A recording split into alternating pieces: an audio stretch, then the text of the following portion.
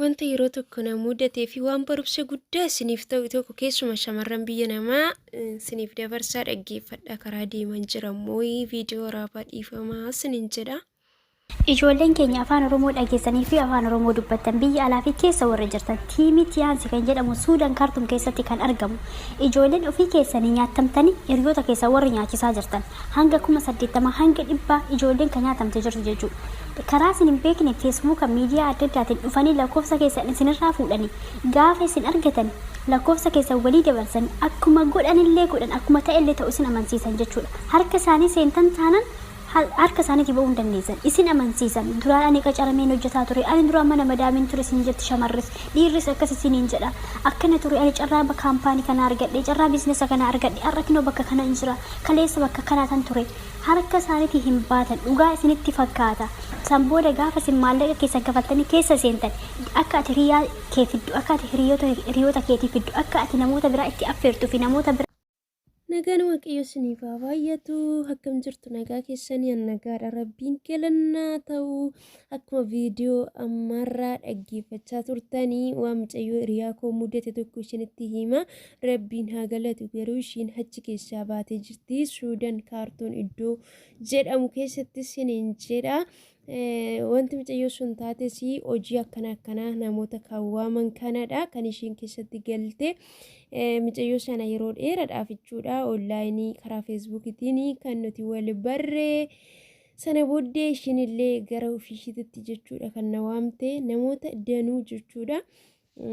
gara hojii sanaatti kan na waamanii lakkoofsa wasaappillee erguudhaan guruuppii sanatti na galchanii animmoo maalummaa hojii sana itti siqee hubadhee jechuudha maal akka ta'e informationii irraa guuraa ture. Guruuppii sana keessatti illee dabalamee jechuudha guruuppii keessatti nama dabalanii leenjii wanta jedhamu jira leenjii sana achi keessatti si leenjisanii yeroo gabaabaa keessatti jechuudha hojii kana hojjettee milkaa'uu akka dandeessu iddoo kamiyyuu teessee jechuudha iddoon otoo hin daangessiin mana madaamii keessas haa ta'u biyyuma keessa Itoophiyaa keessas haa ta'u lafuma kamiyyuu teessee hojii kana hojjettee milkaa'uu akka dandeessu yeroo gabaabaa keessatti sanaan dura immoo birrii muraasa akka kennitu namoota hiriyoota keetis haa ta'an nama kamiyyuu jechuudha dhugaa itti baatee wanta hojii sanaa gaarummaa hojii sanaa dubbatte wanta kana gochuudhaaf immoo afaan yookiis immoo haasaa danda'u bakka leenjii akkasii kennu sana booddee akka nama achi keessatti fiddee dhufte nama achi keessatti akka galchitu jechuudha kan si leenjisanii achi keessatti mucayyoo ishii hiriyaa kiyya taate kana jechuudha maaltu mudatee mucayyoon kun kan deemte biyya harabaarraa otoo hin taane biyya keessa otoo jirtu biyya keessaa jechuudha. Mucayyoon kun barumsa ishee addaan kuttee hojii bareedaa hojii gaariidha jettee mucayyoon kun immoo maatii ishiitillee maatii harka qalleeyyii waan taateef obboloonni illee kan ishii boodaa hin jiru waan ta'eef barumsa ishee adda kuttee obboloota ishii warra ishii boodallee gargaaruudhaaf akkasumallee maatii ishiitillee jechuudha jijjiiruudhaaf isheen kan biyyaa baate jechuudha birrillee armeeshi namoota irraa liqeeffattee hin qaba waan ta'eef iyyuu kenniteef jechuudha abbaallee hin qabdu mucayyoon sana booddee achi erga geesse garuu akka alaalatti jedhanii sana ta'uu dide jechuudha alaalatti daftee guddattaa ji'oota ammanaa keessatti kanatti argattu birrii ammanaati achi keessa immoo achi geesse wanta hojjettu hojiin kun hojii ulfaataa miti teesseetuma bakka irreega amma ba'ee fi amma deebi'ee qoricha faalakkaa'uudha waan akkasiitii beeksisa beeksisuudha jedhaniiti jechuudha mucayyoo kana kan achi fuudhanii garuu gaafa dhattee mucayyoon kun achi geessu hojii isaa akkasiisan otoo hin taane amantaa ishiitii irrattillee kan dhiibbaa fidu achi keessatti hacuuccama kan qabu baay'ee bakka shamarraniifillee dhiibbaa guddaa kan qabu ture achi keessa namni seeneera taananii mallatteessee kallattii adda addaatti seena waan ta'eef achi keessaa ba'uusaa baay'ee ulfaataadha miidhallee namarraan ga'uu danda'u karaa amantiitiinis ta'ee karaa qaaman foonitiin illee kallattii barbaadanii waan barbaadan irratti raawwachuu danda'u kanaaf mucayyoon kun turtii dheeraa jechaadha achi keessatti rakkattee booddee jechuudha karaa amantaa ishiitis rakkina karaa kam xiinsammuu ishiitirraan illee ga'ee booddee garuu waaqayyo ishii gargaaree mucayyoo suni karaa lafa honaa yookiis immoo miilan jechaadha kan ishiin kuttee yeroo dheeraa jechuudha daandirratti sa'aatii ishii gubdee gara biyyaatti deebitee barumsa ishiitti deebitee mucayyoo sunii kinoo barachaa jirti bara kanatti yoo rabbi ishii gargaaree barumsa ishii achi barana hin xumurti jechaadha mucayyoo sana sagalee waaqayyoo hamma beeknu karaa amantaa keenyatiin gorsuudhaan kadhachuudhaan yaadan bira dhaabachuudhaan bakka ishii reekkatetti waan karaa akkasiitiin mucayyoo sana gorsinee achi keessaa baanee hojichi immoo hojii seexanaatilleen amantaa kamiiniyyuu kan mormuudha uummadhaan kan mormuudha jechuudha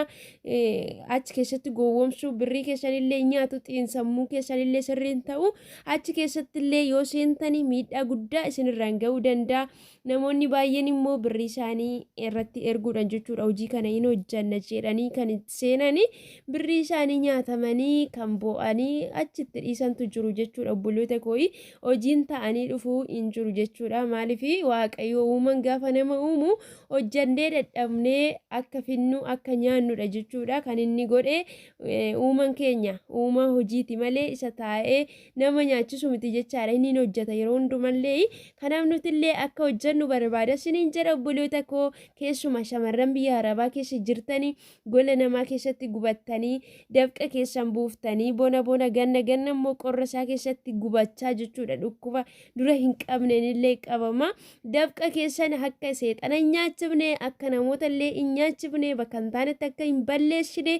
jabaadhaa hojjadhaa namni karaadhuma kamiinillee dhufee yoo isin haasofsiise karaa qaxxaamuraatiin guddachuu dandeessaa kottu hojii biizinasii bakka barbaadde teessitooyi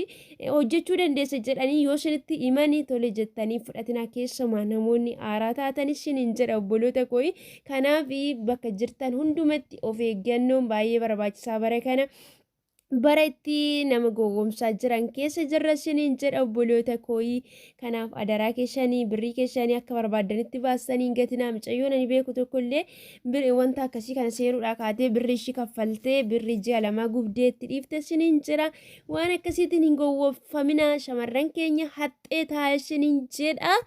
kanuma siniin jedha yaanni nan isiniif qabu kanumadha dogoggorri yoo jiraateef dhiifama wanta gaaffii isinitti ta'e immoo koomentii yalanaa keessu kaa'uu dandeessu siniin jedha waan an beeku isiniif hin deebisa kanan hin beekne immoo warra beeku isinii gaafadha kanaaf chaanaalii kun immoo kan keessanidha waan ta'eef iyyuu aara kan dhuftaniin sabskiraayib gochuudhaan gara maatii keenyatti dabalama baay'ee siin jaalanna kan na wajjin turtanii ammallee turtiin keessan na wajjin haa ta'u adaraa keessan yaada qabdan hunduma isaayyuu naaf godhaatu na jajjabeessaa isiniin jedha guddachuu barbaada na guddisaa isiniin jedha lafa jirtanitti immoo amaa isinin argatanii dafqa keessanitti bu'uu kan barbaadu rabbi isinirraa haa dhoowwu isiniin jedha obboloota koo kinoo karaa deematii jechuudha kana viidiyoo waraabee bakkeessa dhaxxaa haala keessa deemtaayii mana xalabaa yookiis immoo kontiraatiin jirtu yoo jettanii gaaffina gaafattanaan manuma xalabaan jira geeru mana siisterii madaamii kootiin deemuudhaa jira jechuudha dhiyoodha lafa daqiiqaa 3 waan akkas hin caalle waan ta'eef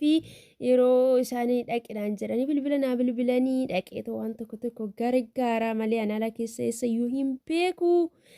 suppermaarketii gabaachuudha gizee waan tokko hojjedhu dhaqeena fuudha kanarraa nafi analaan beekuun tala manaati sinin jedha ishii nagaan naa tura.